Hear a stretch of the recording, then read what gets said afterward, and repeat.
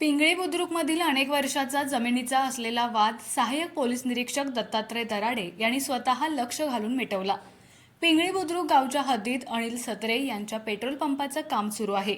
त्याचवेळी त्यांच्या शेजारी क्षेत्र असलेल्या विजय सत्रे यांचे आपल्या हद्दीत अतिक्रमण झाल्याचं म्हणणं होतं। त्याचवेळी एकमेकाला विरोध करताना दोघांमधील वाद चिघळला आणि प्रकरण हातघाईवर येऊन पोहोचलं।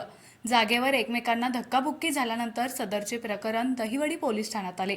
यावेळी सहाय्यक पोलीस निरीक्षक दत्तात्रय दराडे यांनी दोघांची बाजू ऐकून घेऊन जखमी व्यक्तीला उपचारासाठी पहिल्यांदा रुग्णालयात पाठवलं। त्यानंतर दोघांना माणुसकीचे धडे देऊन स्वतः वादातील जागेवर पोहोचले। त्यावेळी दराडे यांनी वस्तुस्थितीची पाहणी करून वादापासून दोघांनाही परावृत्त केले।